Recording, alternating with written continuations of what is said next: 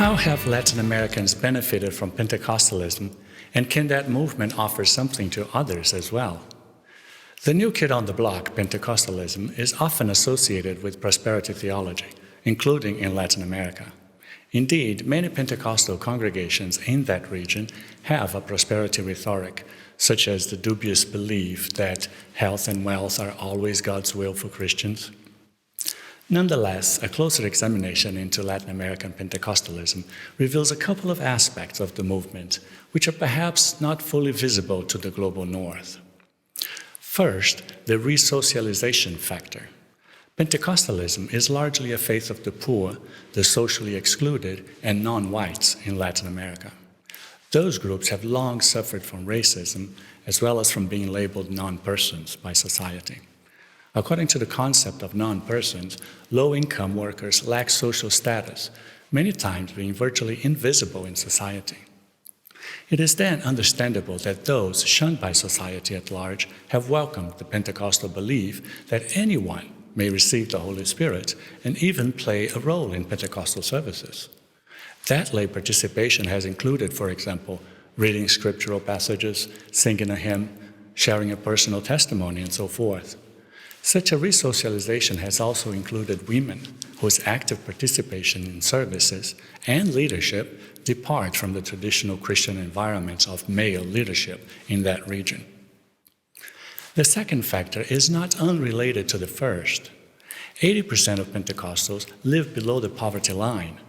Naturally, sermons embracing the hope of material blessings are welcome by impoverished congregants.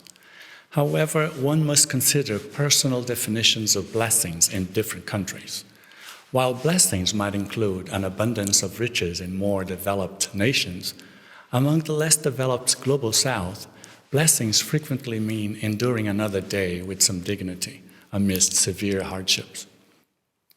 Perhaps this distinct definition makes it easier for Pentecostals in Latin America to expect God to meet their material needs when they exercise faith, like God did for Abraham, Isaac, Jacob, David, and others. Latin America Pentecostal leaders have also delivered, to some extent, an alternative life to those requiring socioeconomic relief and means to deal with scarcities. For example, their churches have facilitated access to resources such as grocery items and literacy courses, while helping with such issues as finding jobs and housing. So, like any Christian tradition, Pentecostalism should constantly reassess its beliefs and teachings against sound biblical doctrines. However, one should not promptly throw the proverbial baby out. In poor areas of Latin America, Pentecostals have found a renewed sense of belonging and dignity, as well as practical assistance for living under socioeconomic challenges. And could the movement that emphasizes the Holy Spirit's work offer something to all humanity? Yes. Through His Spirit, God revives our purposes in Him that might be dormant, empowering us with gifts for service and hope for a meaningful tomorrow. Through a suitable exercise of spiritual gifts, we may help to spiritually reawaken our society. And as we are strengthened to share the gospel like Paul the Apostle, with demonstration of power, the Holy Spirit fosters a needed unity among believers. If God made every snowflake unique, every tree unique, and every leaf on every tree unique, He must love diversity.